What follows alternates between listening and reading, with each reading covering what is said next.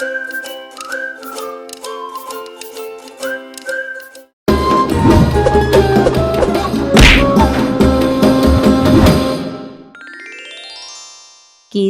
Nabi Yusuf alaihi salam dibuang ke dalam sumur. Kisah ini diceritakan dalam Al-Quran, surat Yusuf ayat 4 hingga 15. Ketika Yusuf kecil menceritakan mimpinya kepada Nabi Yakub, bertambah pula kecintaannya kepada Yusuf. Hal ini menimbulkan rasa iri dalam diri kakak-kakak Yusuf. Menurut mereka, Nabi Yakub lebih sayang kepada Yusuf dibanding mereka. Atas dasar rasa iri karena perlakuan sang ayah, kakak-kakak Yusuf yang berjumlah 10 orang berencana untuk memisahkan sang ayah dengan Yusuf. Yusuf adalah putra dari Nabi Yakub alaihi salam dari istrinya yang bernama Rahil. Dari pernikahannya dengan Rahil, lahir 2 orang anak laki-laki, yaitu Yusuf dan Bunyamin. Nabi Yakub juga memiliki anak-anak dari istri yang lain. Mereka adalah 10 orang laki-laki yang memiliki tubuh besar dan kuat. Pada suatu malam, Yusuf kecil bermimpi dalam tidurnya. Wah, ya Allah, mimpi apa aku semalam? Tampak seperti nyata. Apa aku ceritakan saja ya perihal mimpiku semalam kepada ayah? Mungkin ayah bisa menjelaskan sesuatu kepadaku terkait mimpi itu. Yusuf bergegas mencari ayahnya. Ayah, ayah. Iya anakku. Wahai ayah, ada yang ingin aku ceritakan kepadamu. Apa itu wahai Yusuf? Bicara dengan tenang. Jadi, semalam aku bermimpi. Mimpi itu tampak seperti sebuah isyarat.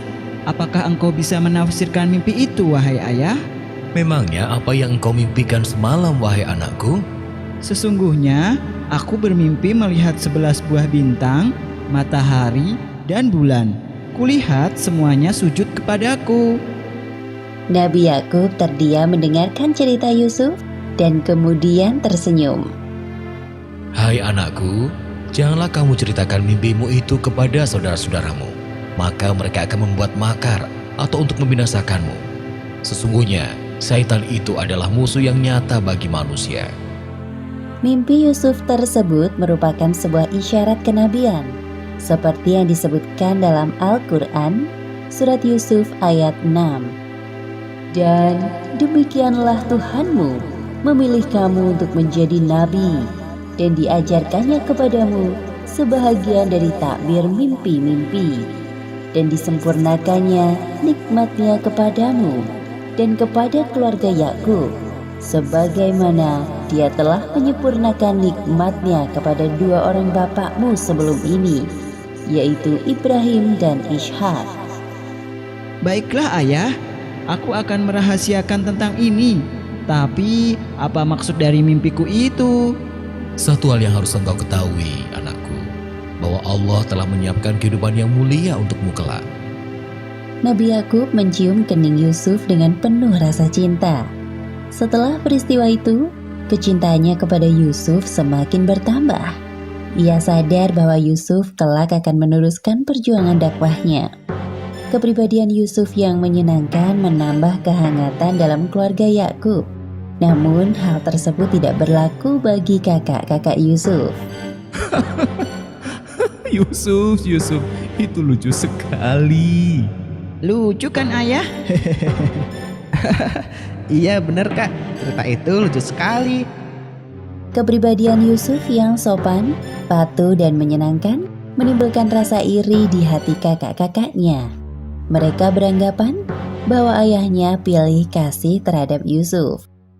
Apa sih yang mereka tertawakan? Kelihatannya seru sekali. Ah, engkau seperti tidak tahu saja. Yusuf itu pintar sekali mengambil hati ayah kita. Iya benar, apalagi ayah selalu tampak bahagia saat bersama dengan Yusuf. Berbeda saat bersama dengan kita. Kalau dipikir-pikir, tidak ada yang bisa dibanggakan dari Yusuf selain dari tampangnya yang kebetulan tampan itu. Memang sih Yusuf itu tampan, tapi bukan berarti ayah jadi lebih menyayanginya. Ya, benar. Itu tidak adil namanya. Pada suatu malam, kakak-kakak Yusuf yang berjumlah 10 orang mengadakan rapat rahasia. Mereka mencari cara untuk memisahkan Nabi Yakub dengan Yusuf. Sesungguhnya Yusuf dan saudara kandungnya Bunyamin lebih dicintai oleh ayah kita daripada kita sendiri. Padahal kita ini adalah satu golongan yang kuat. Sesungguhnya ayah kita adalah dalam kekeliruan yang nyata. Benar sekali, wahai saudaraku. Ayah seolah-olah tidak ingat bahwa kita lebih kuat dan cekatan dalam bekerja. Lantas, apa yang sekarang harus kita lakukan, wahai saudaraku? Bagaimana jika kita bunuh saja Yusuf? Atau kita buang ke tempat yang jauh agar perhatian ayah tidak melulu kepadanya. Kemudian setelah itu kita bertaubat kepada Allah.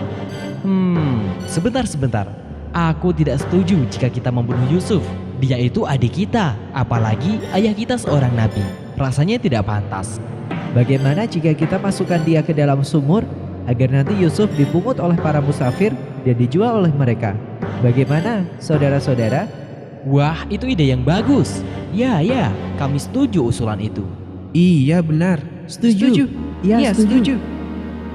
Malam hari itu juga, perwakilan dari kakak-kakak Yusuf menghadap kepada Nabi Yakub. Wahai ayah, kami ada satu permintaan. Bolehkah kami mengajak Yusuf pergi untuk bermain besok? Untuk apa mengajak Yusuf? Dia masih kecil. Wahai ayah kami, apa sebabnya kamu tidak mempercayai kami terhadap Yusuf? Padahal sesungguhnya kami adalah orang-orang yang mengingini kebaikan darinya. Sebenarnya timbul kecurigaan di dalam benak Nabi Yakub. Beliau merasa ada yang aneh dengan ajakan yang tiba-tiba ini. Sebenarnya ayah berat untuk melepaskan Yusuf bersama kalian. Biarkanlah ia pergi bersama kami besok pagi, agar dia dapat bersenang-senang dan dapat bermain-main, dan sesungguhnya kami pasti menjaganya. Nabi Yakub masih saja terdiam. Beliau punya firasat buruk tentang kakak-kakak Yusuf yang bisa saja mencelakai adiknya. Sesungguhnya kepergian kamu bersama Yusuf amat menyedihkanku. Dan aku khawatir kalau dia dimakan serigala, sedang kamu lengah daripadanya. Jika ia benar-benar dimakan serigala, sedang kami golongan yang kuat, sesungguhnya kami kalau demikian adalah orang-orang yang merugi. Benar yang dikatakannya, wahai ayah, engkau tidak perlu khawatir. Kami ini bersepuluh akan menjaga Yusuf dengan baik. Baiklah, kalau begitu, aku izinkan Yusuf ikut bersama kalian. Jaga diri kalian baik-baik.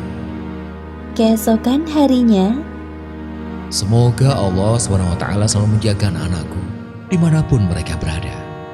perjalanan pun dimulai. Kak, kita ini mau kemana? Kenapa tidak sampai-sampai dari tadi? Sudahlah Yusuf, bersabarlah. Sebentar lagi kita juga sampai. Nanti puaslah engkau bermain di sana. Baiklah. Yusuf sangat berhati mulia. Tidak ada prasangka buruk dalam hatinya. Bahwasanya saudara-saudaranya telah menyiapkan rencana jahat. Perjalanan tiba-tiba berhenti. Wahai Yusuf, tahukah engkau maksud kami sebenarnya membawamu ke tempat ini? Ada apa ini? Telah lama kami menantikan hari bahagia ini. Apa maksudnya, Kak? Aku tidak tahu apa-apa. Setelah ini engkau akan tahu. Cepat, lepas bajunya. Jangan, Kak. Apa salahku? Semenjak engkau lahir, ayah mengabaikan kehadiran kami dan semua itu adalah kesalahanmu, wahai Yusuf. Cepat, ikat tangannya. Itu sama sekali tidak benar, Kak. Ayah sangat menyayangi. Belum selesai Yusuf membela dirinya, kakak-kakaknya memasukkannya ke dalam sumur. Kak, tolong. Rasakan kau, selamat tinggal adikku tersayang. Sekarang kita tinggal bawa baju Yusuf ini dengan lumuran darah kambing agar ayah percaya bahwa Yusuf telah meninggal dimakan serigala. Baik, ayo kita segera pergi dari tempat ini sebelum ada orang lain yang melihat. Ayo.